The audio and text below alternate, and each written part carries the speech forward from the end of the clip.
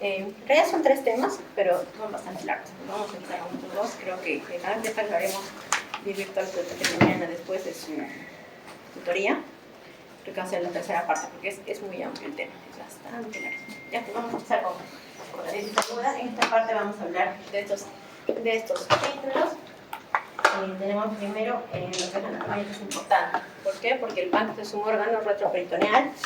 Se encuentra, como dice, descansa sobre la L1 y L2, es por eso que de ahí depende el dolor, por eso que el dolor se irradia hacia la espalda, ¿no?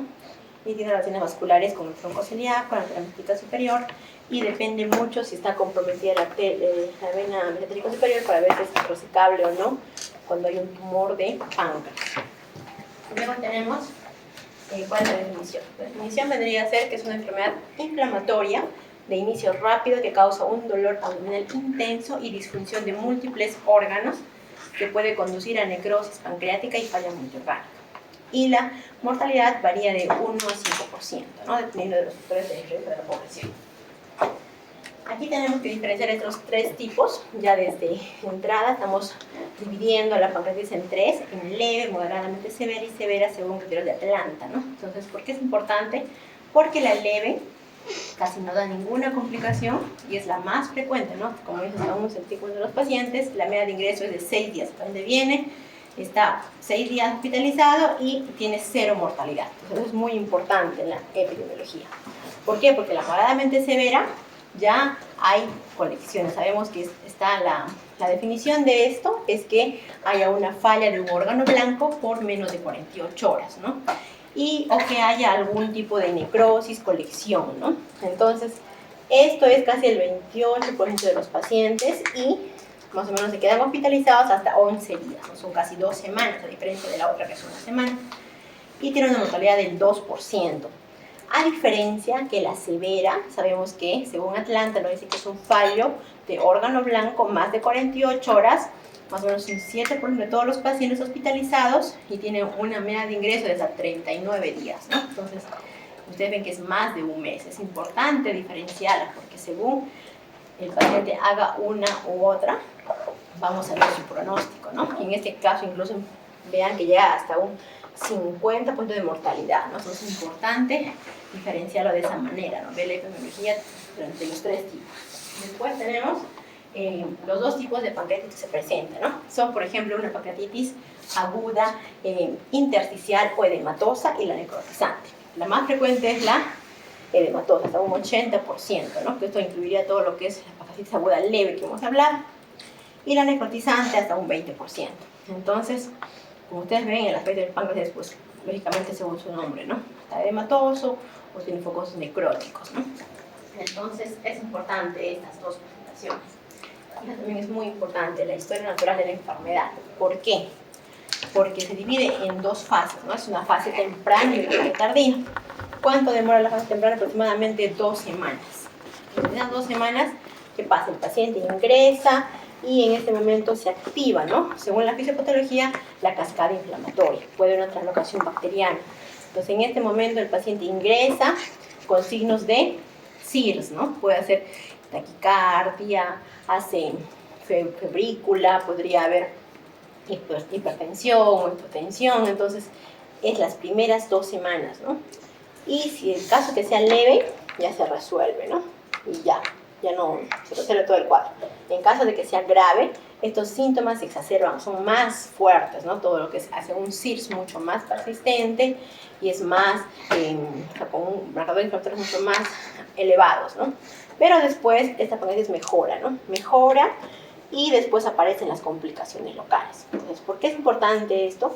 Porque durante estas primeras 2 semanas normalmente no hay infección. A pesar de que hay signos de un SIRS, no hay infección. Recién la infección del páncreas, de ese tejido pancreático necrótico, se da a partir de la 2ª semana. Esa va a ser pregunta de examen. ¿Por qué? Porque vamos a poner el paciente que ingresa con criterios de SIRS, con 2 días de evolución, y ya tiene una tomografía con una colección peripancreática, por ejemplo. Entonces, ¿cuál es el manejo de este paciente? Si son primeros 3 días de la enfermedad, estamos en un SIRS, ¿no? Hay un SIRS persistente, o sea, no es que el paciente esté infectado, o sea, puede estar con febrícula, taquicárdico, pero eso no es signo de infección, no es parte del SIRS. ¿Por qué? Porque recién se va a infectar cuando, a partir de la segunda semana, ¿no? Esto es importante que sepan diferenciar las fases, ¿no? Después, en la fase tardía, a partir de la segunda semana empiezan ya las complicaciones, ¿no? Las colecciones necróticas, peripancreáticas, y a partir de la cuarta semana ya se ve el quiste y el WON, que es la colección necrótica encapsulada, ¿no? Entonces, es importante que memoricen este cuadrito, ¿ya? Luego, tenemos la fisiopatología, ¿no? ¿Por qué? O sea, ¿de qué depende de que una pancreatitis sea leve, moderadamente severa o severa, ¿no? Entonces, en gráfico lo podemos explicar de la siguiente manera. En la pancreatitis aguda leve, sabemos que los órganos blancos, como sabemos que es pulmón, corazón, riñón. Entonces, en esta parte, la precarga es todo lo que va a ingresar, ¿no? al corazón. Entonces, si es que tenemos buena ventilación, el paciente no va a sufrir mucha náusea, mucho vómito, es más, hay dolor. Entonces, en este momento no hay mucha alteración. Por lo pronto, la bomba, el corazón va a haber una buena presión de perfusión a nivel de los tejidos. Entonces, vamos a mantener la perfusión a nivel de tanto cerebro, riñones. Va a haber buena diuresis porque no hay mucha alteración. ¿Por qué? Porque no ha habido pérdidas, no ha habido un secuestro del tercer espacio, que es en la siguiente, ¿no? Entonces, de una pancreatitis aguda leve. ¿Por qué? Porque no hay mucha alteración. Eso quiere decir que no requiere mucha hidratación. Mientras que cuando ya esto empeora, ¿qué va a pasar? Va a aumentar las pérdidas, ¿no? O sea, va a haber náusea, vómito. Entonces, ¿esto qué va a hacer? Va a reducir, ¿no? Va a reducir esa precarga. Entonces, ¿qué va? Y además de eso, no siendo suficiente con esto, el páncreas, por el mismo que está comenzando a secuestrar líquidos, ¿no? Va a generar colecciones a nivel peripancreática, intrapancreática, y va a estar tan edematoso, así como cuando, por ejemplo, ustedes se golpean la mano, entonces crece como que se edematiza el tejido y todo el líquido, o sea, comienza a estar en el espacio intersticial, ¿no? Entonces va a haber ese secuestro del tercer espacio. Y aparte, al disminuir esta presión, va a haber un síndrome de movilidad capilar, que eso va a hacer que todo el líquido fluya al intersticio. Entonces va a haber una gran cantidad de pérdidas, ¿no? Y estas pérdidas que van a originar que haya una hemoconcentración, que haya una baja de diuresis, que disminuya la orina y aumente la urea, ¿no? Entonces, en este momento ya estamos en lo que se llama liga de la hipovolemia. El paciente, al haber perdido tanto líquido, tanto por los vómitos y por las colecciones, va a hacer que el paciente baje la presión. Entonces, en este momento es donde se justifica la hidratación. Entonces, si uno hidrata adecuadamente al paciente, va a hacer que esta orina se podría corregir en algún momento, se podría ayudar en este momento a nuestra hidratación. Pero, ¿qué pasa si es que ya es mucho, o sea, ya pasamos al estadio más severo, que es la liga del shock distributivo? En este momento, además de lo que dijimos, las pérdidas, la pérdida capilar, ya hay factores inflamatorios que producen ya que ni siquiera si yo hidrato con lo que yo le ponga de líquidos ya no va a responder a eso, ¿no? ¿Por qué? Porque ya hay un shock distributivo. Acá que requiero, ya requiero aminas, ¿no? Entonces, esa es la severidad de la pancreatitis aguda. Entonces, ustedes tienen que comprender de que la fase de la hipovolemia es donde nos va a ayudar bastante la hidratación endovenosa, ¿no? Entonces, es importante. Después, la etiología, como ustedes saben, lo más frecuente, la causa más frecuente es la litiásica, luego seguida por el alcohol, luego los triglicéridos, ¿no? Son las causas más frecuentes de pancreatitis aguda. Luego tenemos otras, ¿no? Que ahorita las vamos a mencionar: CEPRE, genéticos, por fármacos. Por ejemplo, acá tenemos la causa obstructiva, ya dijimos, ¿no? La más frecuente es biliar. Tenemos también tumores, ¿no? El mismo cáncer de páncreas puede causar como un debut una pancreatitis aguda. Parásitos, ¿qué parásitos? Por ejemplo, Ascaris, lumbricoides, la fasciola han ocasionado pancreatitis aguda, los divertículos duodenales, un páncreas anular, y también el alcohol, ¿no? El alcohol etílico, metílico, veneno de escorpión, los insecticidas también van a ocasionar pancreatitis aguda. También tenemos otras causas como por ejemplo las metabólicas, que dijimos que el triglicérido, la diabetes, la hipercalcemia también es causa, ¿no? Por eso que cuando ustedes les pedimos, pidan un estudio para ver etiología de pancreatitis aguda, cuando descartamos biliar, descartamos alcohol, descartamos triglicéridos, ¿qué tenemos que pedir? Calcio, ¿no? Es importante porque es una causa de pancreatitis aguda. Luego también tenemos otros trastornos vasculares como la vasculitis, los émbolos, la hipotensión, ¿no? Isquemia también traumatismos, ¿no? El hecho de que haya habido un accidente de tránsito o un golpe en la parte del abdomen también va a causar una pancreatitis, ¿no? Luego también tenemos cuál es el diagnóstico, ¿no? Según criterios de Atlanta, ¿qué nos dice? El diagnóstico es 2 de 3 criterios. ¿Cuáles son? 1, el dolor típico. ¿Cuál es el dolor típico? Un dolor abdominal agudo en epigastrio o cuadrante superior izquierdo que irradia hacia la espalda, ¿no? Asociado a náuseas y vómitos. No hay pancreatitis sin náuseas y vómitos, eso es muy frecuente. Puede haber también distensión abdominal, anorexia y el aumento de las enzimas pancreáticas. ¿Cuál es la amilasa y la lipasa? ¿Cuánto? Más de 3 veces el valor normal, ¿ya? Y hallazgos compatibles en tomografía o resonancia o en ecografía de pancreatitis, como cuáles. Vamos a verlos. Tenemos, por ejemplo, bueno, estos son diagnósticos de examen físico, tenemos los signos característicos, el signo de Gray-Turner, que es como una equimosis, ¿no? En los flancos, y el signo de Cullen, que es una periumbilical. Entonces, esto es el diagnóstico por imágenes. En la ecografía, ¿qué es lo que podemos ver? Podemos ver un edema y aumento del tamaño pancreático. Entonces, debe hacer en todos los pacientes con pancreatitis aguda al ingreso, ¿no? ¿Por qué? Porque detecta el origen litiásico y va a descartar que haya signos de obstrucción de la vía biliar. Porque hay pancreatitis, ¿cuándo?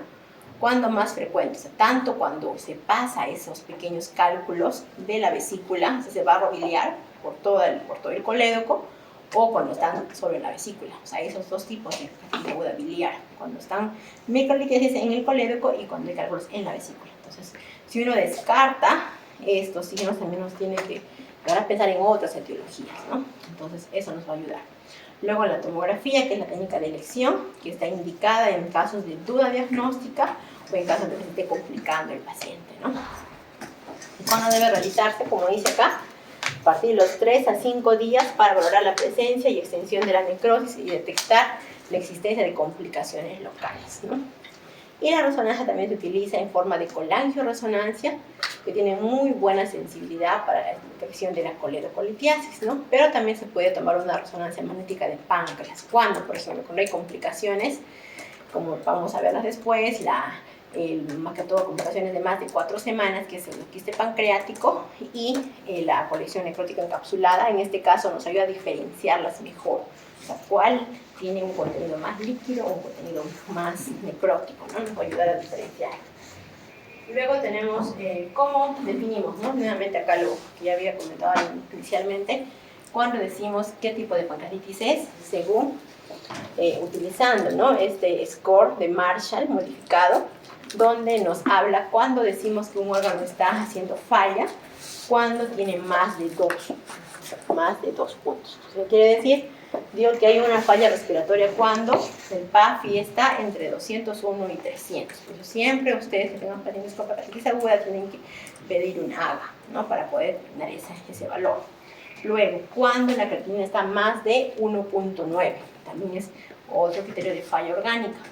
O cuando la presión arterial sistólica está menos de 90 y no responde, como dice, a los fluidos, ¿no? En este caso es un signo de una falla orgánica. Entonces, cuando hay falla cuando no hay una complicación local, o sea, no hay colecciones peripancreáticas, o no hay líquido y no hay falla de órgano, que es leve. Cuando hay una falla de un órgano menos de 48 horas o una complicación local, es moderadamente severa. ¿Y cuándo es severa? Cuando hay falla de un órgano más de 48 horas, ¿no? Con o sin colecciones o complicaciones locales, ¿no? Entonces, esa es una pregunta, ¿no? Bastante típica de los exámenes teóricos prácticos. Les van a preguntar cuál es la clasificación de la pancreatitis aguda. Les tiene que decir eso. Esa es la clasificación que más utilizamos. Hay otra que también usan en la UCI, pero esta es la que nosotros más utilizamos. Entonces, ¿por qué es importante esto? Porque cuando hay el páncreas se inflama de manera importante, activa el CIRS, ¿no? Sabemos que el CIRS se activa, ¿no? ¿Qué consiste el CIRS? A ver, ¿alguien me puede decir? Frecuencia cardíaca, temperatura, Atención a ver la historia. Entonces, si está alterado, eso es muy, o sea, cuando hay inflamación local importante, un 30% hace un CIRS y de esto un 50% hace un fallo orgánico. ¿Cuáles son los fallos orgánicos? Dijimos pulmón, corazón y riñón. Ahí están los valores de cada uno de ellos. Entonces, ¿por qué es importante? Porque cuando hay un fallo orgánico transitorio, la mortalidad, miren cuánto es, de un 10%. Pero cuando es un fallo orgánico persistente es hasta de un 50%, ¿no? Entonces, ¿qué quiere decir eso? Que ustedes tienen que saber determinar, ¿no? Inicialmente en los pacientes, calcular todo, o sea, pedirles su AGA, pedir medir la presión, pedir función renal para que puedan determinar esto, porque según esto nos va a decir el manejo final del paciente y su pronóstico. Luego, ¿cuáles son los hallazgos característicos, bueno, clínicos asociados a un curso severo? ¿Cuándo deben sospechar ustedes que un paciente puede ir mal, se va a complicar? Uno, cuando el paciente es mayor de 55 años, cuando el paciente es obeso, un IMC más de 30, cuando hay alteración de conciencia, cuando tienen comorbilidades, ¿no? Diabetes, hipertensión, también hace sospechar que puede ir a un curso severo. Cuando hay un CIRS, ¿no? Y ahí está el CIRS, ¿sí? ¿Cómo se define? Como 2 o más de los siguientes criterios, ¿no? Frecuencia cardíaca más de 90, frecuencia respiratoria más de 20, la temperatura más de 38, menos de 36, leucocitosis más de 12.000 o leucopenia menos de 4.000, ¿no? Entonces, en este caso, si ustedes tienen estas características del paciente, ya tienen que ir sospechando de que el paciente va a ir mal. Cuando el boom está más de 20, cuando la creatinina de ingreso está alta, o tienen un hematocrito más de 44, ¿no? Entonces, cuando tienen estos valores, tienen que sospechar ustedes que el paciente va a ir mal. Entonces, y cuando también que hay los exámenes iniciales imagenológicos, tenemos un derrame pleural, hay infiltrados pulmonares, hay colecciones líquidas extrapancreáticas. Cuando tienen un paciente que ya tiene alguna de estas, tienen que ustedes ir pensando que el paciente se va a complicar, va a ir mal, o sea, tiene un curso severo. Entonces, ¿qué otros scores, además de esas aislados? Tenemos estos scores, ¿no? Tenemos score que hasta ahora utilizamos, ¿no? Todo lo que son score de Apache 2, el score de Glasgow, el score de DISAPS, el score de HAP. Entonces tenemos bastantes score, o solamente hecho de medir, ¿no? Ver si tiene o no CIS, la PCR, cuánto está, si está elevada, el hematocrito, el boom, todos estos predictores de severidad nos van a, como dice su mismo nombre, ¿no? Vamos a saber cuándo el paciente va a complicarse o no. Entonces tienen que saber en qué consiste, al menos aprenderse al menos uno de ellos, ¿no? Principalmente es uno de los más utilizados, ¿no? Apréndanse este, ¿qué es el VISAP? Calculen el boom, más de 20, la urea, más de 42, que haya un estado neurológico alterado, que haya un CIRS, que haya la edad, ¿no? ¿Más de cuánto? 65. Y que haya una efusión pleural. Entonces, si cumple alguno de estos criterios, como dice, más de 3 puntos, ya está alterado. Entonces, acá lo podemos ver sus scores. Aquí, acá está. El VISAP, mayor o igual a 3 puntos, cuando menos de 24 horas. El Apache 2, cuando mayor a 8 puntos, menos de 24 horas. El Ransom, mayor o igual a 13, menos de 48 horas. La urea, más de 60 milimoles al ingreso. Y la PCR, a las 72 horas, más de 150. Entonces, tienen que utilizar al menos uno. Memorícense al menos uno. El que yo les aconsejo que por ahora se memoricen es el VISAP, porque eso va a venir en su examen. ¿Ya? Entonces, memorícense ese score. Entonces, además, ¿por qué es importante la procalcitonina y la PCR? La PCR más de 150 es un predictor de severidad, como dice, útil recién a las 48-72 horas, porque cuando el paciente ingresa está bajo el valor, recién al segundo o tercer día recién va a subir este valor. Y la procalcitonina, ¿por qué? Porque también nos va a predecir que esa necrosis esté o no infectada, ¿no? Entonces, y eso es muy importante. Ustedes pueden ver, ¿no? En los días cuál es la evolución de la PCR, ¿no? Los primeros días, cuando es una procalcitis edematosa, aumenta, ¿no? Los primeros 2, 3, hasta el quinto día, hasta su pico máximo. Cuando es una procalcitis necrotizante, aumenta más lentamente, pero está más alto, llega hasta el quinto, sexto día en que se encuentra más alto y se mantiene por más tiempo. Pero también les ayuda a ver qué grado de inflamación tienen. Ustedes tienen que siempre pedir los exámenes cuando tengan un paciente hospitalizado, desde la parte que van a revisar, ¿no? Es un poquito más complejo, pero se utiliza bastante en la UCI. Luego, cuando dijimos que se indicaba la TEM, la tomografía, cuando hay un diagnóstico inicial poco claro, o sea, puede que haya de repente el dolor, náuseas, vómitos, pero hay una amilasia que pasa que están normales. Entonces, ¿yo qué hago? Pido mi tomografía para determinar si es que hay o no un diagnóstico imagenológico. Cuando el paciente tiene efectos de severidad, o sea, ya veo que está yendo mal, ya está con cirrosis, también podemos pedirlo. Cuando no va bien en el manejo conservador, tiene un deterioro clínico, ¿no? Y cuando recién pedirla, eso sí, tienen que memorizarse recién desde las 72 horas. ¿Por qué? Porque antes no va a haber una alteración no adecuada, o sea, va a ser como que no está alterado, van a pensar que no ha habido daño, ¿no? Pues tienen que pedirlo siempre, desde que inicia el dolor más intenso, esperar 3 hasta 4 días, ¿no? Y la resonancia magnética es mejor detectando, ¿qué? Necrosis, ¿no? Solo si la tomografía no es concluyente, el paciente tiene una insuficiencia renal aguda o se le tapa el contraste, ¿no?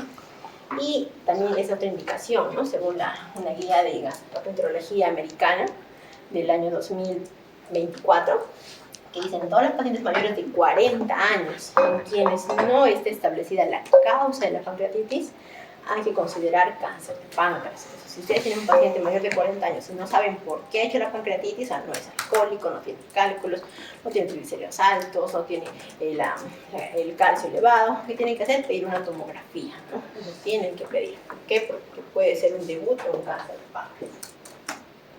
Luego, ¿cómo clasificamos la severidad? Según la tomografía, ¿no? Según este score, ¿no? Sabemos, ya todos conocen esto, ¿no? Lo de Baltasar, ¿no? Cuando decimos que es un Baltasar A, cuando el páncreas está normal. Cuando es B, cuando hay un agrandamiento difuso, es lo que le llaman que está el páncreas un poquito engrosado, hematoso, ¿no? Un poco rechonchito. Y el C es cuando hay anomalías intrínsecas del páncreas, pero asociados a cambios leves en el tejido peripancreático. Y la D cuando hay una colección, E cuando hay más de 2 colecciones. Y los grados de necrosis, ¿no? Según estos puntos. Entonces, todo esto, sumamos el puntaje y nos sale un índice de severidad bajo, medio, alto. Por ejemplo, en esta imagen, a ver qué pueden ver ahí. ¿Qué pueden ver? Que el páncreas claramente se ve que solamente queda, ¿no? El páncreas, recuerden que capta contraste, ¿no? Entonces debería verse todo de este color, ¿no? Debería verse más hiperecogénico, pero en este caso, ¿cómo lo están viendo? Que solo se realza el borde, es decir, que solamente esto tiene de páncreas, solamente la parte que está hiperecogénica. Y lo del medio es necrosis. ¿Por qué? Porque no capta contraste, además tiene burbujas de aire, lo que está señalando las flechas, ¿no? Entonces, en este caso, ¿cuánto de páncreas ven que hay acá? Menos, ¿no? La necrosis es más del 60%, del 50%, según esto, ¿no? Más del 50%, porque miren, será pues un 90% de páncreas que está necrosado, ¿no? Entonces, y también en este caso hay colecciones, ¿no? Una colección grande y tiene líquido, entonces tiene un índice de severidad alto, ¿no? Tomográfico, esta tomografía, ¿no? Este paciente. Entonces, es importante reconocer, ¿no? Saber cuáles son las complicaciones de la pancreatitis aguda y depende mucho de qué, de la forma y la cápsula, ¿no? El tiempo de evolución, hay edema o necrosis. Entonces, sabemos que en una pancreatitis aguda edematosa, normalmente puede haber las primeras 4 semanas colecciones líquidas agudas peripancreáticas, que si es que persisten más de 4 semanas se llaman pseudoquiste pancreático. Y en la pancreatitis aguda necrotizante hay una colección necrótica aguda que si es que no resuelve o no mejora, se convierte en una necrosis pancreática encapsulada, que es el llamado WON, ¿no? Entonces, eso tiene que recordarlo siempre. Antes, esta es la nueva nomenclatura, antes se hablaba de absceso pancreático, flemón, ahora ya no se habla nada, ahora se habla con estos términos, ¿ya? Y entonces, ¿cómo los diferenciamos? Entonces, la colección líquida peripancreática, que dijimos que era una pancreatitis intersticial o edematosa, se ve de manera homogénea. O sea, este es el páncreas, ustedes ven acá que hay una colección, ¿no? ¿Por qué? Porque no capta contraste, es líquida y normalmente es homogéneo, como dice ahí. Es de una densidad líquida, no tiene pared. Ustedes acá no ven ninguna pared, ¿no? No hay pared y normalmente suelen ser peripancreáticas. Luego, si es que esta, vamos a compararla con la colección necrótica aguda, porque ambas son menos de 4 semanas, ¿no? En este caso, esta es heterogénea, quiere decir que tiene unas zonas que son hiper, hipo,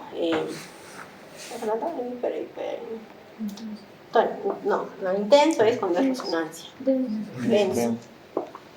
Entonces es hiperdenso que en la tomografía. Entonces en este caso hay zonas pues, heterogéneas, que son tanto hipo e hiperdensas, ¿no? Entonces acá se ve así. Y acá tampoco tiene pared, ¿no? Y acá, a diferencia de esta, es pancreática y o dentro del páncreas o alrededor del páncreas, ¿no? Entonces, hay una diferencia de estas dos, ¿no? Y con el desodorante pancreático, que es la evolución de este, va a seguir siendo homogéneo, va a seguir siendo solo líquido, no una densidad completamente líquida. Acá ya hay pared, tiene su pared, ustedes ven acá, tiene una pared. Y están fuera del páncreas, porque recuerden que es la evolución de este, ¿no? Entonces, en este caso, la necrosis encapsulada sigue siendo heterogénea, con densidades tanto líquidas y no líquidas. Acá ya tiene pared, acá no había pared, acá ya tiene una pared definida y sigue siendo pues intra y peripancreática, ¿no? Entonces, esas son las diferencias de ambas, ¿ya? Se tienen que memorizar. Entonces, por ejemplo, en esta, a ver, ¿qué creen que es? Lo que están señalando las flechas. Acá ustedes ven una tomografía, ven su páncreas y acá hay algo. Ahí también lo pueden ver. A ver. ¿Sí? Andrea, ¿qué es? ¿Qué tipo de...? Estamos una colección líquida. Es líquida, ¿no? ¿Por qué? Porque es homogénea, está peripancreática, no es pared. ¿Y esta otra? ¿Por qué decimos que era necrótica? Porque es heterogénea, ¿no? Y no tiene pared. ¿Y este por qué se ve que este pancreático? Porque es homogéneo y tiene pared. Entonces también tienen que saber diferenciarlas, porque también va a hacer preguntas de examen. Va a poner una imagen y ustedes tienen que identificar qué tipo de... es una necrosis, es una colección. Tienen que saber ustedes. Y por último esta, ¿no? Esta es una necrosis encapsulada. ¿Por qué? Porque tiene pared, ¿no? La pared está definida, tiene aire adentro y está intrapancreática, ¿no? Dentro del páncreas. Entonces, ¿qué es importante? ¿Cuál es el manejo de la pancreatitis aguda y por qué es importante tener estos 3 pilares, ¿no? Tanto la fluidoterapia, la analgesia y el soporte nutricional. Entonces, ¿por qué es importante la fluidoterapia? Porque en este momento hay que poner en un balance, ¿no? Si uno, recuerden que si ustedes dan mucho líquido, hidratan demasiado, ¿qué va a pasar con sus pulmoncitos? Se va a congestionar, va a ser una congestión pulmonar. Pero ¿qué pasa si ustedes hidratan un poquito más? El riñón se va a beneficiar, ¿no? Porque va a contener más diuresis. Entonces hay que tener en cuenta en una balanza de esos dos. ¿Por qué? Porque si es un paciente, imagínense, cardíaco, no pueden hidratar de la misma manera, ¿no? Que si fuera un paciente renal. Tienen que tratar de ver que ambos hay un equilibrio en el manejo de pacientes cardíacos y renales. No es lo mismo ir a un paciente que no tiene ninguna patología a que tenga una de estas dos. Entonces, vamos a hablar de lo que es, primero, hidratación. En hidratación es importante recordar que hablamos de horas doradas, que son las primeras 72 horas de la enfermedad. ¿Por qué? En las primeras horas hay que manejar de manera adecuada la hidratación, porque si lo hacemos de esa manera va a ir a un buen pronóstico el paciente. Y cuando decimos que es el día 0, cuando el día que empezó el dolor más intenso, se dijo ya, hace 2 días me empezó el dolor intenso, entonces ese es el día 0. ¿Ya? Entonces ustedes tienen que, de ese día tienen que contar 1 o 2 días para ver cuáles son las horas doradas, ¿ya? Es importante. Después tenemos con qué vamos a hidratar y por qué. Entonces, la hidratación tiene sus objetivos. Uno es compensar la pérdida de fluidos, las náuseas, los vómitos, mantener la perfusión del tejido pancreático. O sea, recuerden que igual que en cerebro, perfusión del tejido pancreático es el tiempo, es hora. tienen que estar confundiendo bien el tejido pancreático para que no tengamos tantas necrosis, ¿no? Prevenir la hipercoagulación y ser rápido, ¿no? Hidratar dentro de las primeras 24 horas y debe ser una hidratación moderada. Ha habido muchas revisiones acerca de esto, ha habido estudios donde han comparado, ¿no? Hidratar enérgicamente de manera moderada o no hidratar tanto, ¿no? Entonces, al final, ¿cuál es la conclusión de todo eso? Que debe ser moderada la hidratación. ¿Y cómo? La hidratación la debemos hacer con cristaloides. Igual, aquí han comparado tanto el Ringer lactato como el suero salino. Entonces, ¿qué se ha visto? Que el Ringer lactato, el beneficio era que daba menos inflamación, o sea, menos SIRS, la PCR no tan alta, y el suero salino lo que tenía de negativo era que hacía más acidosis hiperclorínica, ¿no? Pero ambos, como dice, igual gravedad y complicaciones locales y sistémicas, ¿no? Tanto como estadía hospitalaria y la mortalidad. Entonces, hasta este momento, ¿cuál es el que estaría ganando? El lactato, ¿no? El Ringer lactato. Entonces, ¿qué es lo que tienen que hacer ustedes? Cuando tengan una pancreatitis aguda leve, que sabemos por definición que no hay complicaciones, no hay secuestro de líquidos, requiere un bajo requerimiento de líquidos. A contrario a lo que es la severa o moderadamente severa, ya hay complicaciones locales.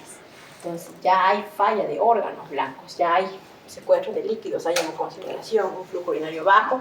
En este caso, que requiere un moderado requerimiento de líquidos. Moderado, ya.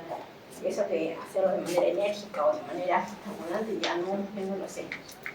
Entonces, este es un resumito que le hice de lo que es una guía de salud de manejo de la pancreatitis aguda, ¿no? Puede que si dan examen para salud, puede que les pregunten esto, ¿no? Entonces, en este caso, ¿qué es lo que indica, ¿no? Cuando el paciente está en shock o deshidratado, se debe dar un bolo, ¿no? 10 mililitros por kilo en bolos. Digamos, ¿cuánto pesas? ¿Cuántos kilos estás pesando? ¿Cuánto pesas? 70, por ahí debe ser más o menos. Ya 80. Entonces, si digamos, tú vinieras por emergencia con una pancreatitis aguda, ¿cuándo tienes que colocarte un bolo de cuánto? 8. Y después tienes que multiplicar tu peso por 1.5 por 24 horas. Y eso tienes que perfundir al paciente en un día, ¿no? Entonces, en su guía, o sea, esto es lo que deberíamos hacer, ¿no? Y en la guía de salud nos dice este monto, ¿no? 150 a 600, más o menos, mililitros por hora. Y si es que no estuviera deshidratado, ¿cuánto es menos? Entonces, ¿ustedes por qué hidratan y cómo controlan? Controlan con estos objetivos. No tienen objetivos clínicos, tienen que hacer que la frecuencia cardíaca baje, mantengan una buena presión arterial media y una buena diuresis, ¿no? Si ustedes han colocado su lactato Ringer y se dan cuenta de que el paciente no orina, tiene mucha sed, entonces, ¿qué tienen que hacer? Tienen que aumentar, dar un bolito más de lactato de Ringer, podría ser, ¿no? Entonces, ¿qué otros objetivos bioquímicos tienen? Que el hematocrito baje, ¿no? Menos de 44, que baje la urea, que baje la creatinina. Y o también pueden tener objetivos invasivos, que la presión venosa central también tiene que mantenerse en esos rangos, ¿no? Entonces, la hidratación es dinámica. Ustedes tienen que valorar, ¿no? Según como el paciente vaya evolucionando, tienen que aumentar el líquido o disminuir. Entonces, este es un resumen del estudio Waterfall, que es un estudio a nivel multicéntrico, randomizado, doble ciego, donde se ha comprobado de que el paciente que está hipovolémico sí o sí tiene que hacer su bolo durante 2 horas y después la perfusión a 1.5 mililitros kilo hora. Después, a las 12 horas, ustedes tienen que evaluar, ¿no? Si el paciente ya se encuentra con menos dolor, no que no haya dolor, sino que haya menos dolor, como dice, menos de 5/10 del dolor, y que esté en condiciones de comer. En ese momento, ustedes van a ver la volemia. ¿Cuándo van a sospechar de que haya una sobrecarga de fluidos? Bueno, tengan al menos uno de esos 3 criterios, ¿no? Ahí, como dice, tiene criterio 1, que haya una evidencia hemodinámica, ¿no? Que haya, por ejemplo, una insuficiencia cardíaca, haya ecocardiografía, haya congestión pulmonar, ahí tienen que comenzar a bajar la hidratación, ¿no? Cuando haya síntomas de insuficiencia cardíaca y disnea, o que haya edema, crepitantes, esos son signos de sobrecarga de fluidos. Cuando dicen que está hipovolémico el paciente, cuando tiene una creatinina elevada, un hematocrito alto, ya lo que habíamos mencionado, ¿no? Una creatinina, urea también altas, la presión arterial media que esté menos de 90 o signos de deshidratación. La gente me dice, tengo sed. Si me dice que tiene sed, pues ustedes tienen que sospechar de que estamos dando muy poco líquido, ¿no? O sea, no es normal que diga, tengo sed y ustedes no le den más líquido. Tienen que hidratarlos de manera adecuada, ¿no? Entonces, ustedes, según esos criterios, lo clasifican, ¿no? Si hay sobrecarga, tienen que disminuir, ¿no? O suspender, lógicamente, la hidratación. Si es que están normovolémicos, seguimos con la perfusión del líquido, ¿no? Seguimos con esa perfusión al menos por 24 horas, ¿no? De lactato Ringer a 1.5 mililitros kilo hora. Y vemos, ¿no? La tolerancia oral. Si es que está hipovolémico, podemos dar otro bolo, ¿no? Otro bolo de 10 mililitros por kilo durante otras 2 horas. Y ahí tenemos que nuevamente reevaluar, ¿no? Si estamos bien, seguimos con la perfusión de 1.5, ¿no? Entonces, este es como que el resumen del manejo de la espasmoditis aguda, ¿ya? Entonces, el otro pilar dijimos que era la nutrición. ¿Por qué? Paciente con pancreatitis aguda, que ustedes comúnmente, como dijimos, que la mayor parte es las leves. Si el paciente ustedes ven que ya le bajó el dolor, ya tiene hambre, ¿qué tienen que hacer? Darle dieta oral. ¿Qué dieta le van a dar? Una dieta blanda hipograsa, ¿no? Está demostrado que la dieta blanda hipograsa de inicio es mucho mejor que darle primero líquida restringida, líquida amplia. Tienen que empezar por una dieta blanda. Si el paciente no tiene buena tolerancia oral, recién ustedes se plantean la posibilidad de una sonda, ¿no? Nasogástrica o nasoyunal. Si el paciente está sedado, es de paciente aguda severa, está con distrés respiratorio, está haciendo un shock hipovolémico, ahí ya tienen, o sea, la nutrición enteral, ¿no? Pero si el paciente puede comer, es mejor que coma por él mismo. Entonces, ahí está, ¿no? Entonces, dijimos que iniciamos cuando el dolor era menos de 5/10, hay apetito incrementado y tienen que tener hay un score de síntomas, ¿no? Para ver que el dolor, síntomas también de páncreas, que hay distensión abdominal, dificultad, tienen que valorar, ¿no? Es que ese score esté bajo para poder darle dieta al paciente, ¿no? Y como dije, la nutrición con dieta blanda, ¿no? Dieta blanda hipograsa o sólida, no está recomendada la progresión. Y ahora la nutrición enteral, cuando dijimos que son pacientes que están graves, con mucha necrosis, un cis persistente y no pueden comer, ¿qué tenemos que colocarles? Una sonda nasogástrica, ¿no? Entonces acá es un estudio que han comparado, tanto sonda nasogástrica y nasolingual. Entonces, en este caso ustedes ven que la eficacia es muy similar, ¿no? O sea, comparando acá muertos, o sea, en este caso ninguno de estos han sido significativos para decir cuál damos, solamente resulta más inclinada la balanza a la nasolingual cuando hay vómitos persistentes, cuando hay una compresión extrínseca en el duodeno, cuando, por ejemplo, tengo una colección líquida peripancreática o una necrosis pancreática aguda que esté comprimiendo. Recuerden que al estar el páncreas retroperitoneal tiene cercanía con el duodeno, se va a comprimir el duodeno. Entonces, si comprime el duodeno y usted le coloca zona nasogástrica, lógicamente va a vomitar, pues, ¿no? Entonces, en ese momento es la indicación cuando colocan zona nasolingual, porque acá está la compresión y ustedes le colocan la zona mucho más abajo de la compresión, ¿no?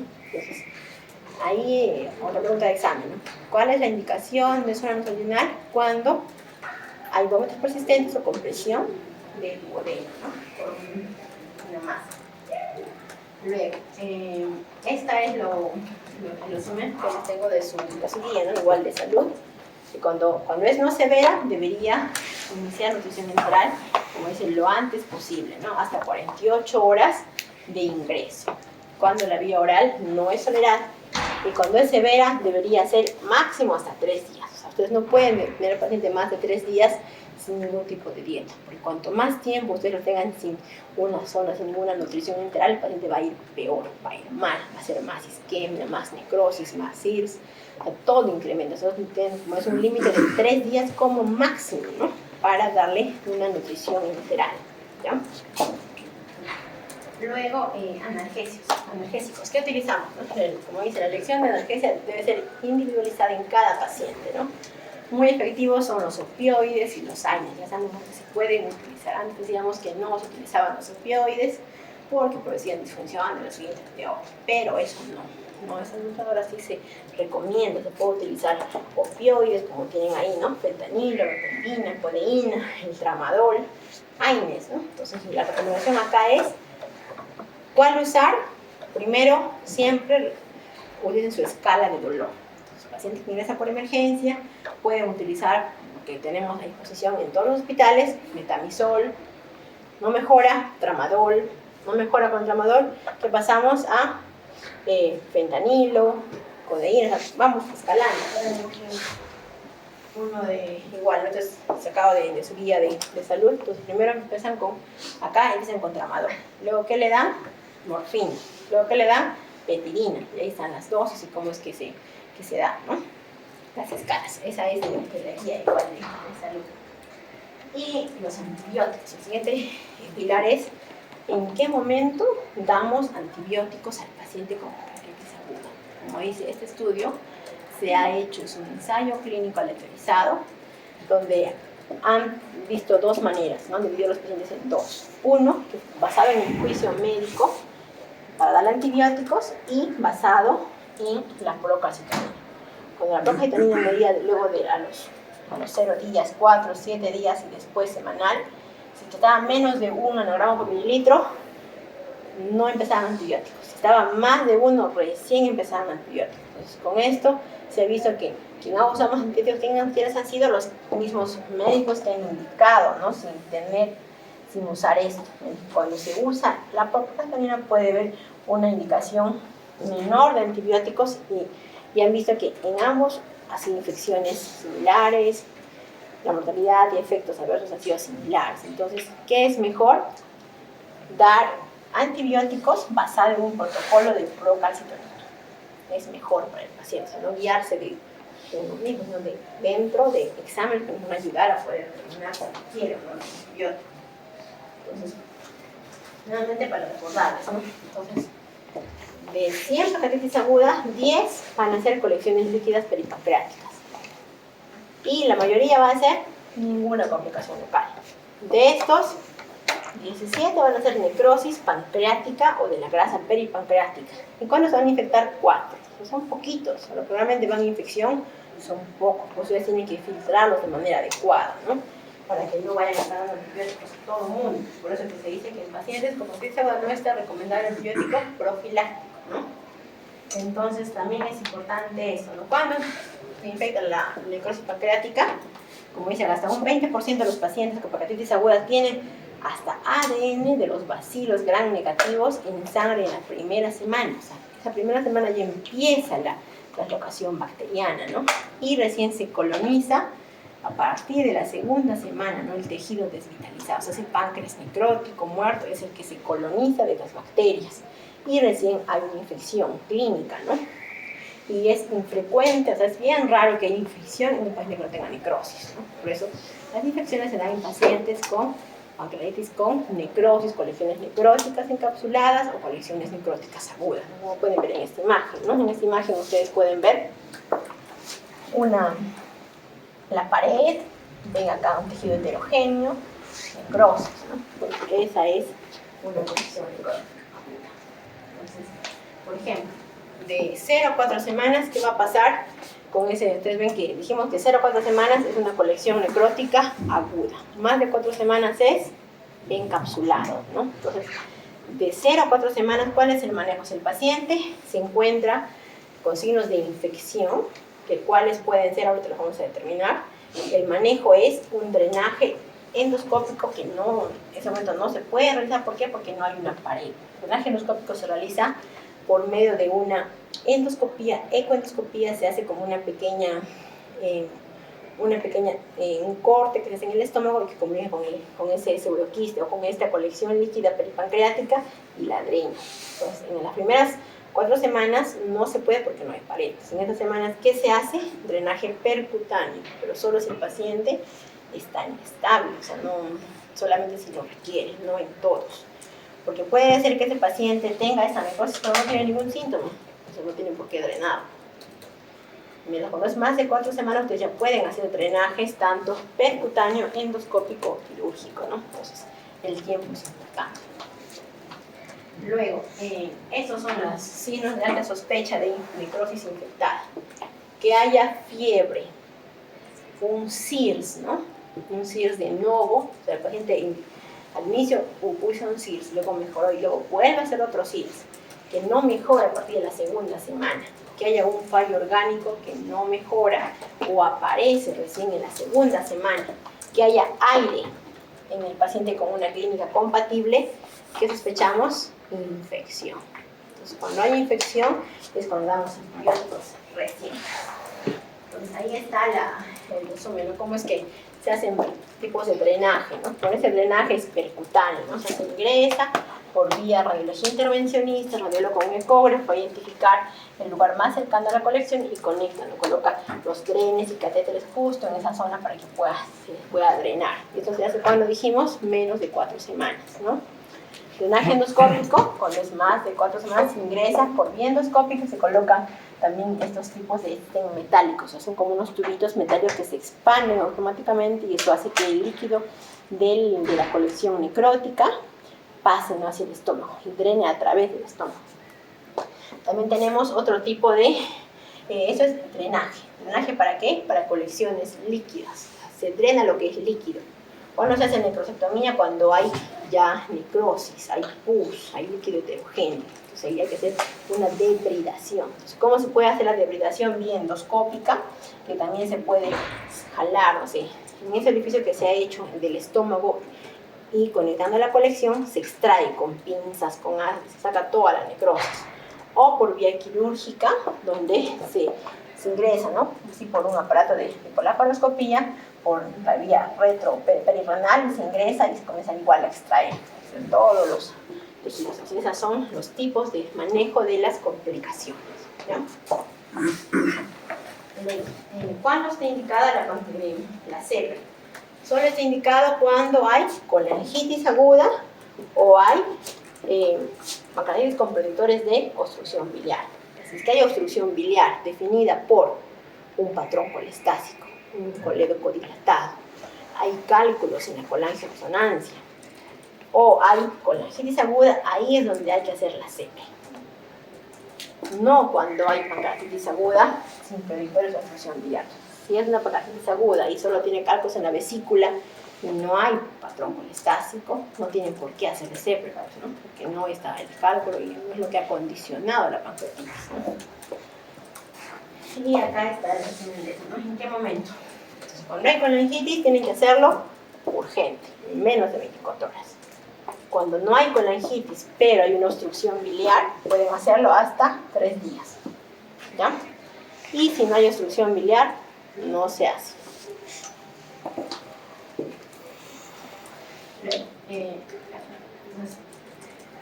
Como conclusiones serían esas, ¿no? Dijimos, ¿cómo se hace la hidratación? Dijimos, si se está en hipovolemia, 10 en bola y se pasa a 1.5 kilogramos kilo hora.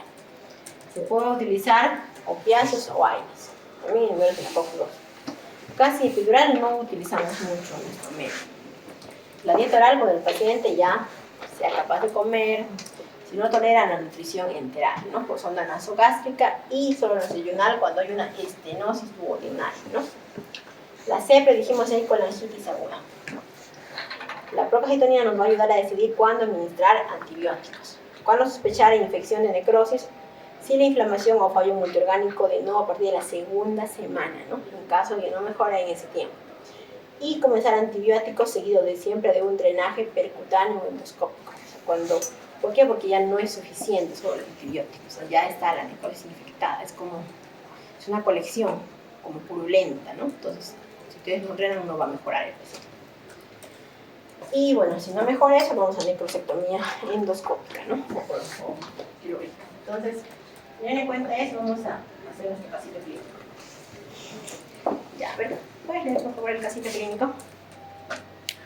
Varón de 54 años que acude a urgencias por dolor abdominal, epigástrico, de instalación brusca en las últimas 24 horas, irradiado en cinturón, con vómitos asociados, sin fiebre termometrada ni tiritona.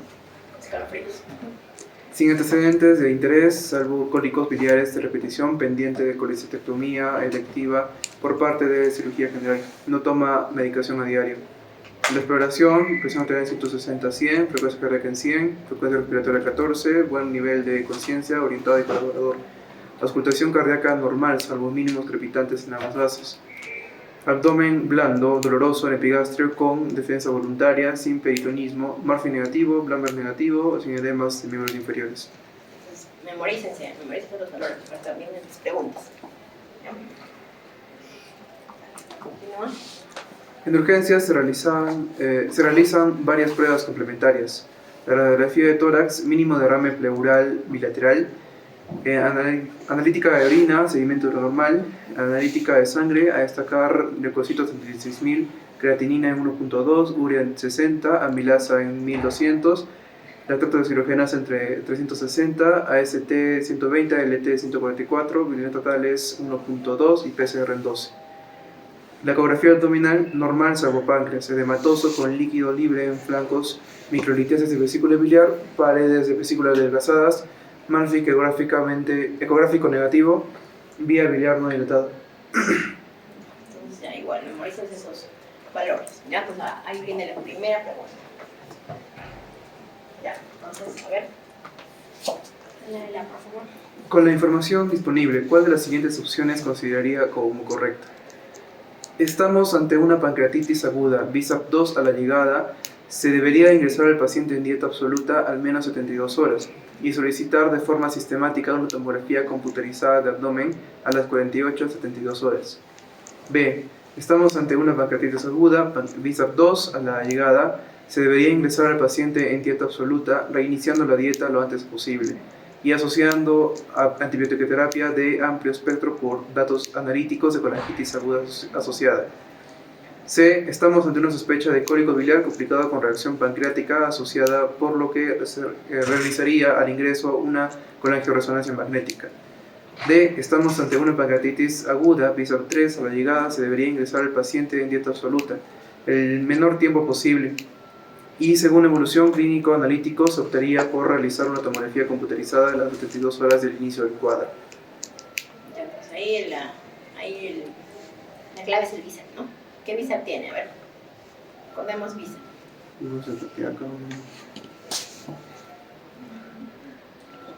A ver, la B de qué era. Este es 60. Acá escribimos en 60. Ya, entonces ahí tenemos. ¿Qué más? BISAP. Y es conciencia. ¿Había alteración? No había, ¿no? Alteración de conciencia, ya. La S es CIRS. ¿Había CIRS? No había CIRS. ¿Por qué hay CIRS? Porque había frecuencia cardíaca elevada, temperatura y Bien, ya había CIRS. Luego, ¿qué BISAP? La edad. ¿Cuántos años tenía el paciente? 54. Ya, no tiene edad. Luego había la efusión pleural. ¿Tenía o no tenía? Sí. Ya, entonces, ¿cuántos puntos tiene? 3. Ya, entonces, son 3 los puntos a que quedan. ¿Cuál sería la respuesta? La D, ¿no? La única que tiene. Entonces, siempre tienen que fiarse al menos de uno, ya de un score. Entonces, en este caso, es la respuesta porque son BISAP 3 a la llegada, debe ingresarse en NPO y hay que pedirle una tomografía recién a 72 horas de iniciar el cuadro, ¿no? Entonces, ustedes responden la pregunta en cuanto sepan, ¿no? Dicen cuál es el BISAP. Luego, a ver, continúa por favor. El paciente evoluciona de forma desfavorable desde el punto de vista clínico, con lenta instauración de la dieta y aumento en reactantes de fase aguda.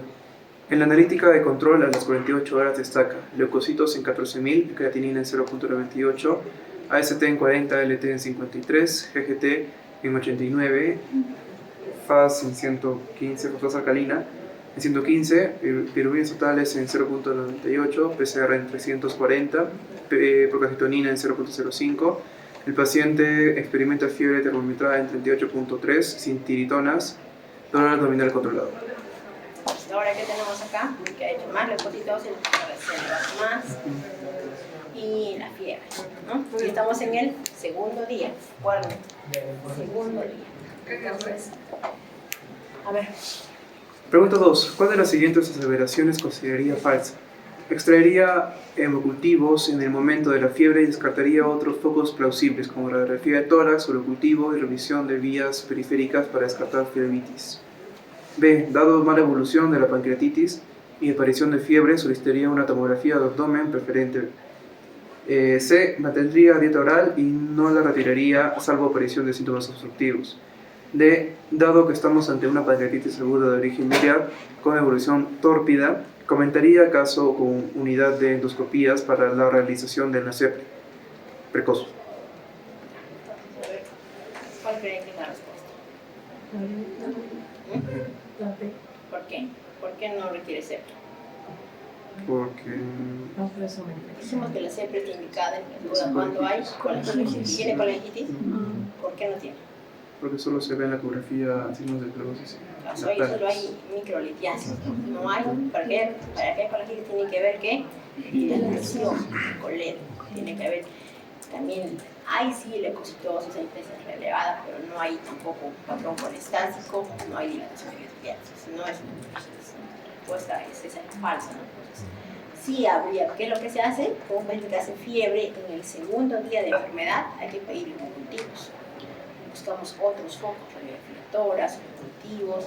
¿Por qué? Porque dijimos que el páncreas no se infecta la primera semana, no se tiene que ver. El páncreas no se infecta. Recién a partir de la segunda semana puede empezar en infección de páncreas, ¿no?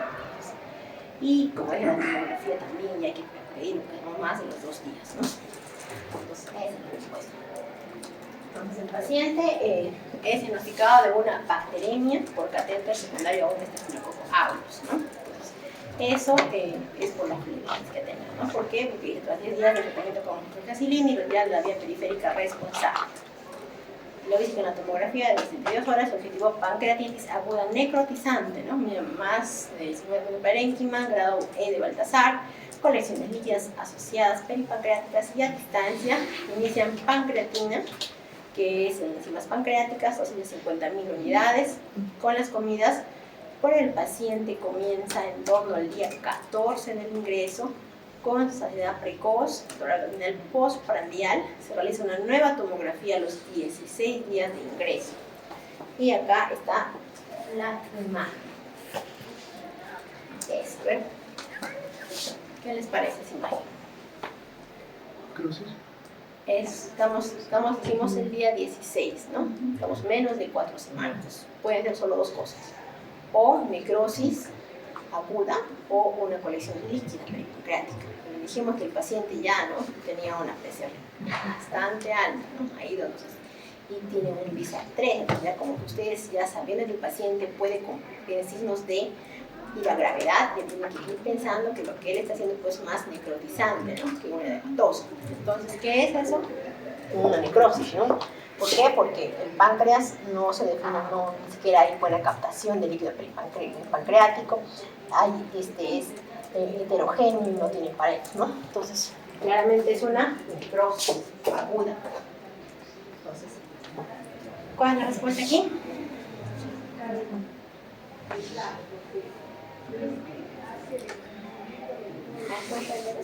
Sí, estamos ante una colección aguda necrótica que está causando un síndrome compresivo sobre heces intestinales, por lo que nos decantaríamos por un drenaje mínimamente invasivo.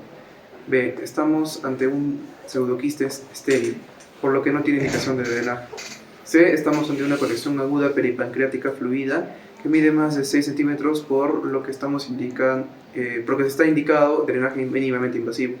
D. Estamos ante un WON que está causando un síndrome compresivo sobre heces intestinales, por lo que estaría indicada una necrosectomía quirúrgica como primera elección. ¿Cuál es la respuesta? No entiendo así. Siempre recuerden los días. 16 días, colección necrótica aguda, ¿no? Entonces, y el paciente está teniendo, como dice acá, los náuseas, vómitos, saciedad precoz. ¿Por qué? Porque está comprimiendo, ¿no? Entonces, ¿qué hace con el paciente? Se hace un drenaje percutáneo, ¿no? Y se deja un líquido seroso, no purulento, que se envió a microbiología similar y mujer. O sea, es bien raro que se logre aislar gérmenes y de las necrosis. Bien raro, muy difícil hacerlo. ¿Por qué? Porque es unas que son colecciones contaminadas, no es fácil de aislar. O sea, ahí está, se pueden ver ahí, ¿no? El drenaje percutáneo que se ha realizado, ¿no? Este es el tren y se ha colocado acá, en el páncreas, ¿no? Y de ahí ha drenado toda esa colección. Después, ¿ven? El paciente evoluciona de forma favorable durante los siguientes 10 días. Es dado de alta por mejoría clínica con práctica normalización de los reactantes de fase aguda y con tolerancia oral completa. Se cita en un mes a consulta externa de pancreatiología con una tomografía de abdomen de control, elastasa fecal y analítica de sangre completa incluido insulina. Previo péptido C y anticuerpo antimurina casilada. No obstante, el paciente acude nuevamente al servicio de urgencias 5 días después por vómitos de intolerancia oral. Se realiza una tomografía abdominal observando lo siguiente. ¿Qué observas? Una imagen heterogénea, pero parece haber una cápsula arriba. Tiene, ¿no? Tiene pared. Tiene pared y esta parte es aire, ¿no? Aire y líquido. Bien. Pero esta parte es homogénea, ¿no? No se ve heterogénea esa parte, pero hay líquido. Entonces, viendo esta imagen, mira, este paciente, como dice, no ha estado bien, se fue de alta y al mes le han encontrado esto recién, ¿no?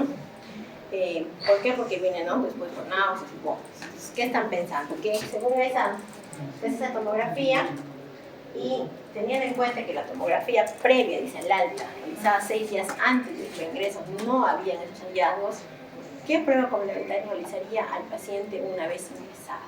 O sea, ¿qué piensan que es eso? Nos recuerden que no había, esa colección no había, tenía una necrosis, pero la necrosis fue drenada. Y el paciente ya ahora apareció con una nueva lesión, ¿no? Que aparentemente es como un quiste, ¿no? ¿Por qué? Porque tiene pared, como pseudoquiste, no tiene pared, no homogéneo. Entonces, ¿qué estudio nos ayudaría a determinar qué es lo que tiene? ¿Geotomografía? ¿Por qué?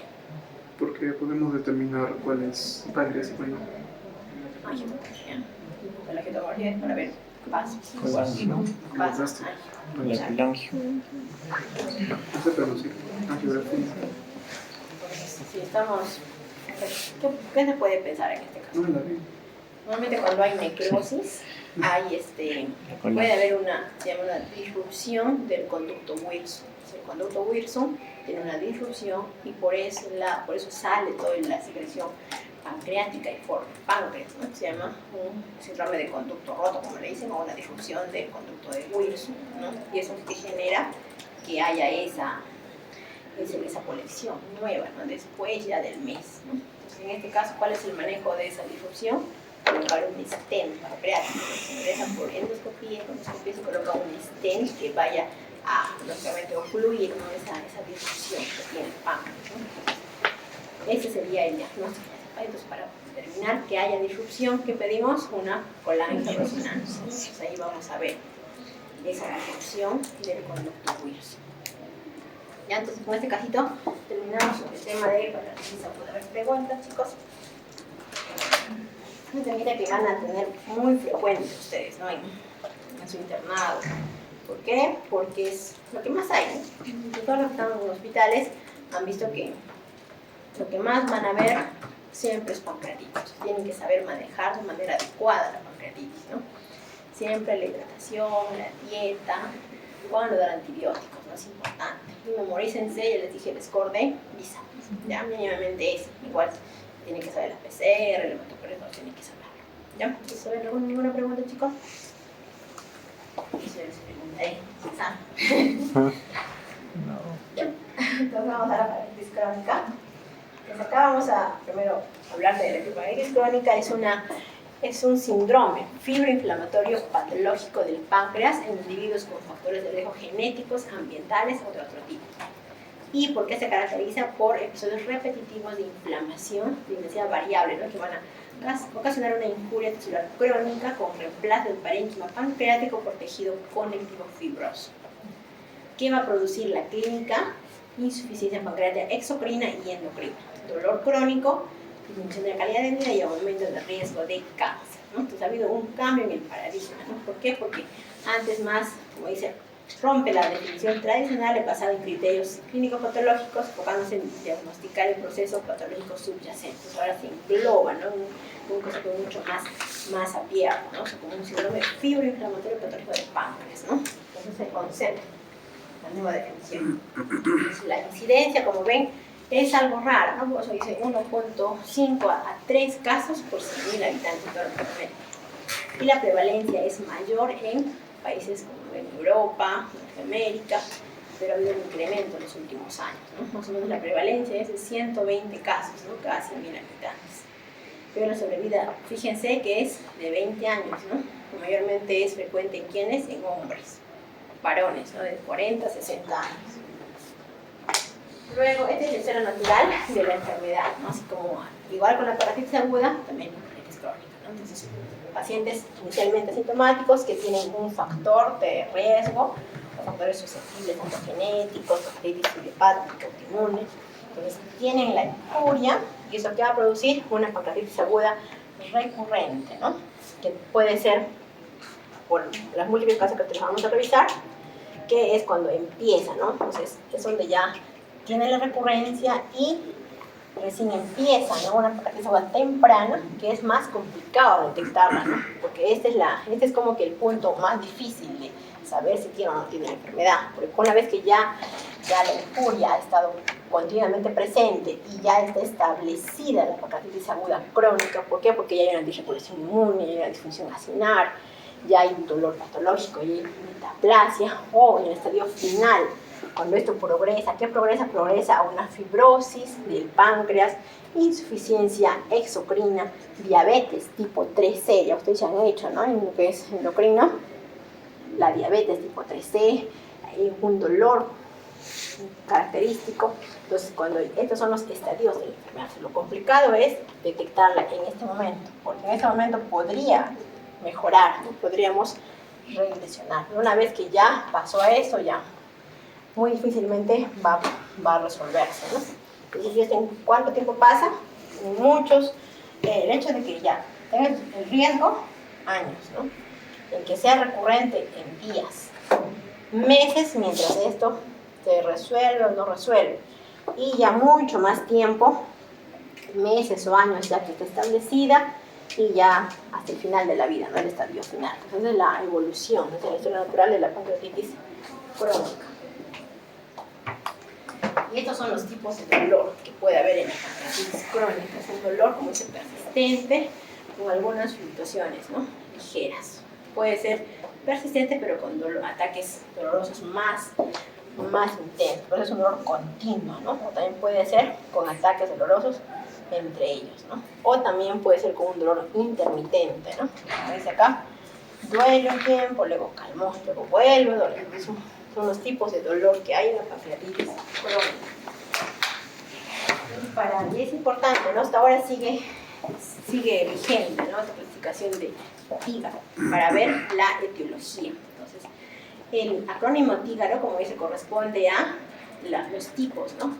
La T es tóxico metabólico, la I idiopático, como ven, G de genético, autoinmune, y la O tenemos de obstructivo, ¿no? Entonces, es la versión actual. Funciona como una lista de verificación jerarquizada, como dice, para ayudar al clínico a identificar y documentar todos los factores contribuyentes a un paciente con pancreatitis crónica, ¿no? Entonces, como ustedes pueden ver, ese esquema Tígaro va a ayudar, ¿no? Un paciente, por ejemplo, que puede tener varios factores, el alcohol, el tabaco, las mutaciones genéticas, o la pancreatitis aguda recurrente, o sea, que tenga pancreatitis aguda en un momento, en menos de 3 meses, otra pancreatitis, luego otra pancreatitis, y a eso también nos predispone a una pancreatitis crónica, ¿no? Que también es un factor de riesgo.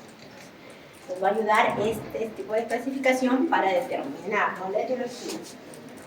Entonces, ahí también tienen, ¿no? Como ahí están cada una de ellas más explicadas, ¿no?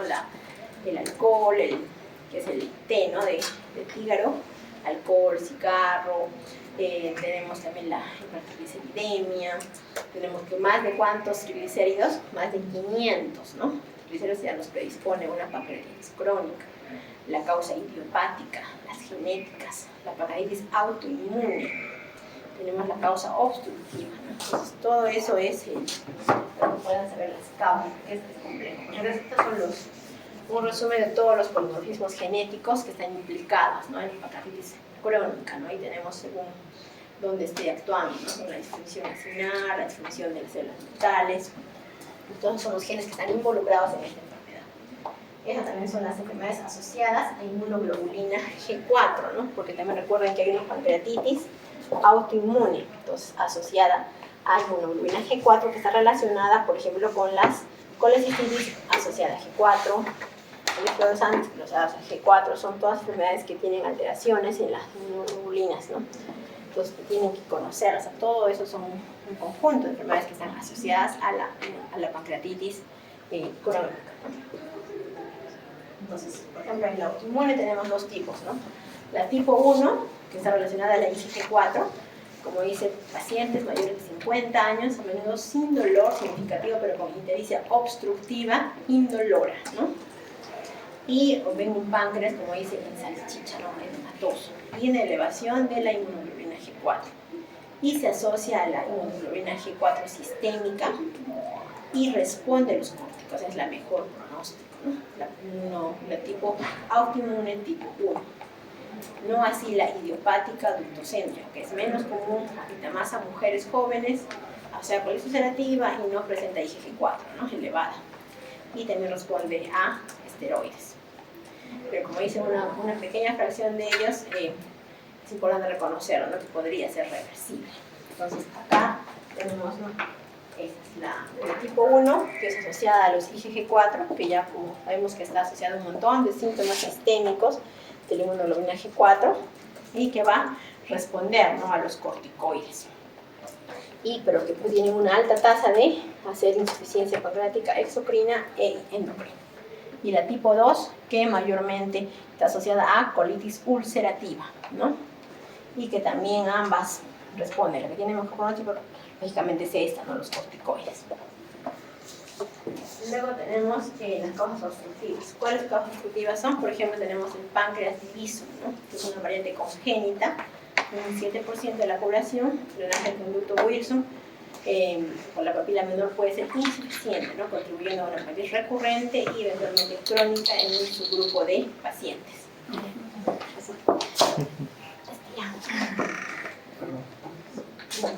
Entonces, ese es un tipo, también una causa obstructiva de pancreatitis crónica. Hoy tenemos la estenosis ductal benigna, ¿no?, por ejemplo, traumas pancreáticos, pancreatitis necrotizante previa con estenosis, o las secuelas de un quiste pancreático, pueden ocasionar dilatación ductal y pancreatitis aguda, ¿no? Luego también los tumores o lesiones obstructivas, ¿no?, el ampuloma, ¿no?, las lesiones ampulares, duodenales, cáncer de páncreas pueden también obstruir el conducto pancreático y pueden simular una pancreatitis crónica, ¿no? Entonces, como dice, la obstrucción prolongada del conducto pancreático principal puede llevar a cambios crónicos fibroinflamatorios, ¿no? Y eso se puede manejar con ¿qué? Soluciones de vía endoscópica, ¿no?, como se coloca endoprótesis, se dilata, ¿no?, a nivel del conducto de Wilson, de dilataciones o cirugía, en este caso los pacientes. Esa es la causa obstructiva. Luego tenemos la idiopática. La idiopática tenemos los tres tipos, ¿no? El inicio temprano, en jóvenes menos de 35 años, medio asociados a trastornos genéticos, de inicio tardío más de 35 años, etiologías más todo indetectables, ¿no?, hipercalcificaciones, canariculares, isquemia pancreática, o la otra, la tipo 3, que era tropical, que es la idiopática calcificante, ¿no?, asociada a desnutrición, desnutrición en jóvenes y también tiene base genética, ¿no? Entonces, se clasifica de esa manera cuando no tenemos una causa. Entonces, idiopático porque no significa una causa, ¿no?, después de haber hecho varias evaluaciones, pero es un porcentaje alto, ¿no?, hasta un 20% de los casos. Entonces, ¿cómo hacemos el diagnóstico de una pancreatitis crónica? Primero tiene que haber una sospecha clínica, ¿no? ¿Y por qué está dada? Por el dolor típico, ¿no? Es un dolor intenso, ya vimos bastantes tipos de dolor, tanto crónico, típico, puede haber, dijimos, con elevaciones, antecedentes de la pancreatitis aguda recurrente, Factores de riesgo, dijimos, conocidos como alcoholismo, tabaquismo y manifestaciones de malabsorción, ¿no? Que sería la insuficiencia pancreática exocrina, ¿no? Y en la ecografía, ¿qué podemos encontrar? Calcificaciones pancreáticas, dilataciones ductales, como dicen, ¿no? Pero es operador dependiente y menos sensible. Por eso, ¿por qué preferimos la tomografía, ¿no? Abdominal con protocolo pancreático? Entonces, en la tomografía abdominal tiene una alta sensibilidad para cambios avanzados, ¿no? ¿Qué podemos ver? Ahora vamos a ver imágenes de calcificaciones intrapancreáticas, dilataciones, ¿no? Del conducto Wilson, atrofia glandular. Y la colangioresonancia magnética evalúa con mayor detalle, ¿no? Y también se puede hacer con secretina, que nos va a evaluar la funcionalidad ductal. Entonces, en esta enfermedad, la imagenología es un pilar diagnóstico muy importante, ¿no? Entonces, porque nos ayuda a determinar. Es muy complicado el diagnóstico de una pancreatitis sin tomografía. Entonces, ¿qué vemos en los exámenes, no? En la tomografía es el primer examen, como ustedes ven, de la primera línea y muestra calcificaciones, dilataciones ductales y cambios en el parénquima. En la resonancia que vemos, hay también, igual se visualizan los nódulos pancreáticos, cambios en el parénquima. Ustedes pueden ver de estos, el que tiene más especificidad vendría a ser la resonancia magnética. Y también tenemos el ultrasonido endoscópico, ¿no? Que nos ayuda también para ver si es que hay dudas, ¿no? Luego de una resonancia o una tomografía. Acá están las imágenes, ¿no? Estamos viendo acá en estas imágenes de páncreas, vemos las calcificaciones, ¿no? Que están señaladas en las flechitas. Luego las dilataciones, ¿no? El conducto de Wilson, pueden ver acá, está dilatado. Igual acá ven los hepáticos, ven los conductos que están dilatados. Entonces, esas dilataciones del conducto de Wilson nos habla de pancreatitis crónica, ¿no? Luego tenemos, este es un algoritmo, pero mejor vamos a hacer este que está Entonces, el manejo de la pancreatitis vendría a ser primero que el dolor, ¿no? Entonces, ¿con qué manejamos el dolor? Con analgesias no opioides, como dice ahí, utilizamos paracetamol hasta 3 a 4 gramos diarios, AINES, ibuprofeno, naproxeno, y también se utiliza bastante los coadyuvantes neuromoduladores, ¿no? Ustedes que están haciendo neurología, psiquiatría, saben todos los medicamentos neuromoduladores, ¿no? Pregabalina, gabapentina, antidepresivos, tricíclicos, como la mitriptilina, ¿no? Entonces se utilizan bastante en estas enfermedades. Y aparte que la causa, como dijimos que la mayor causante es el alcohol, el tabaco, pues tiene que ser abstinencia, ¿no? del tabaco. También se usan antioxidantes, como por ejemplo ahí no tenemos selenio, vitamina C, betacarotenos, podrían reducir, ¿no? el dolor. Luego también hay otros manejos de dolor, como que bloqueo de plexo celíaco, que también se hace en pacientes con un dolor muy difícil de manejar, ¿no? Se puede hacer por vía el anestesiólogo a estos bloqueos, ¿no? Guiados por ecografía para poder dar un alivio temporal. También está haciendo terapia pancreática, ¿no? Igual, si es que hay causas mecánicas que estén ocluyendo, estén osando el conducto Wilson, también se hace, ¿no? Siempre con esfenterectomía, colocación de stents, extracción de cálculos, ¿no? Y drenaje endoscópico de pseudoquistes. Y también cirugía pancreática, ¿no? Cuando fracasan los anteriores, se hace cirugías descomprensivas, ¿no? Resecciones parciales de páncreas o la pancreatectomía total, ¿no? Entonces, es el manejo del dolor de los pacientes. Aparte tenemos el manejo nutricional de la dieta y la suplementación, ¿no? ¿Qué tipo de dieta debe tomar un paciente con pancreatitis aguda crónica, hipercalórica, hiperproteica? Porque recuerden que suele haber, ¿no? insuficiencia pancreática exocrina. Tienen que dar ustedes más proteínas, tienen que, como dice, restringiendo las grasas de cadena larga, se suplementa con triglicéridos de cadena media, también vitaminas y minerales. Todos los pacientes con pancreatitis crónica deben recibir suplementos, ¿no? ¿De qué vitaminas? Las liposolubles, la A, D y K, y vitamina B12, ¿no? Especial vitamina D debe monitorizarla, ¿no? Y reponer para prevenir la osteopenia. Y también debe prevenir la osteoporosis, ¿no? Por eso debe hacerse que una densitometría ósea en los pacientes con pancreatitis crónica y repetirla cada 1 o 2 años, ¿no? Luego es el manejo del dolor, la dieta. Y también tenemos que hablar de esta pancreatitis crónica que va a causar la diabetes pancreatogénica, ¿no? Que dijimos que es la tipo 3C, ¿no? Entonces, ¿por qué se la caracteriza? Porque hay una deficiencia de insulina por exclusión de las células beta. ¿Cuánto es lo mínimo que el páncreas uno puede tener para que no esté afectada la función exocrina ni endocrina? ¿Con cuánto mínimo de páncreas uno puede vivir normal, sin dificultades? ¿Con cuánto porcentaje de páncreas? 20, 30, 40, 50, ¿quién da más, quién da menos? 20, creo. 10. El páncreas es un órgano muy noble, por eso que hasta 10% de páncreas ustedes pueden no tener una insuficiencia pancreática, exocrina, endocrina. Entonces, para que haya esto, tiene que haber bastante lesión, ¿no? Bastante necrosis pancreática, para que haya eso. Entonces, en este caso, ¿qué hay? Hay deficiencia también de glucagón, mayor riesgo de hipoglucemias y casi siempre requieren insulina, ¿no? Y el monitoreo debe ser pues, un periódico de la glucosa. Se pueden usar como fases iniciales antibióticos orales y después se usa pues, ¿no? La escala de insulina, ¿no? Dosis de insulina.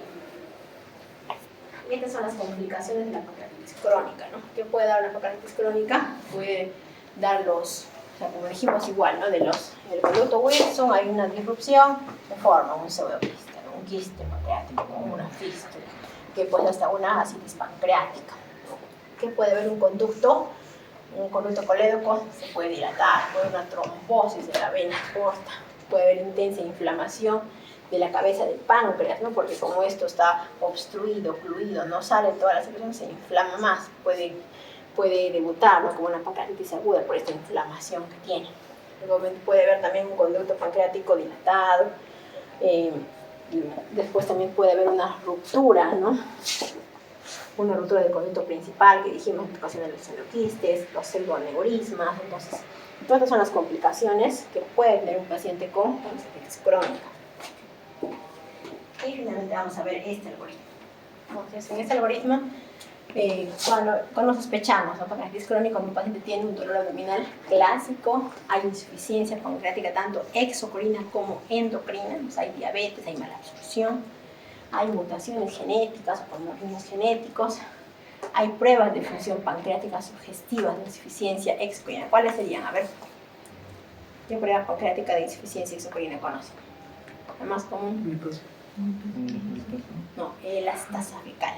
La elastasa fecal es una prueba de función exocrina, que nos va a medir que haya una insuficiencia exocrina, ¿no? La elastasa fecal. Entonces, si cumplimos estos criterios, pensamos, ya sospechamos que hay una pancreatitis crónica. Eso es lo que hay que hacer, hay que investigar el hígado, ¿no? Ya dijimos que era el hígado, ¿no?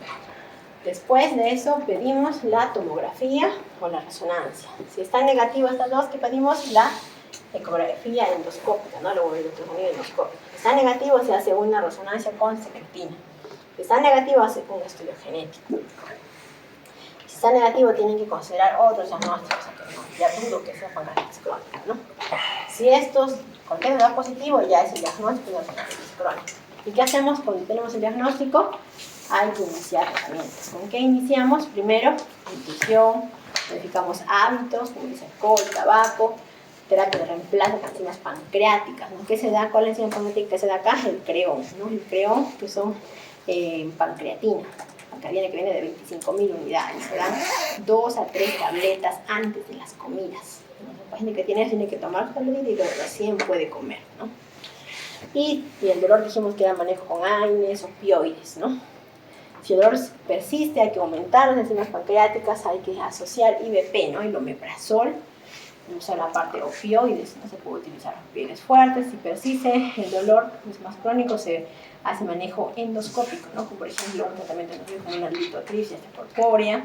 Si persiste, hay que ver cómo es el conducto pancreático principal. Está dilatado, hay que ver, ¿no? Si no hay una lesión en la cabeza del páncreas.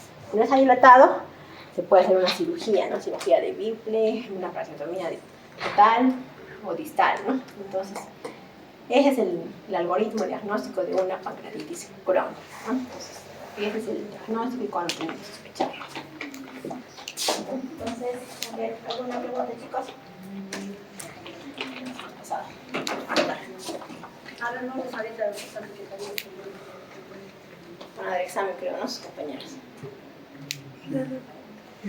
Entonces, en cuanto a la pancreatitis crónica, deberíamos enfocarnos también en estudiar lo que son los genes y las enfermedades celulares.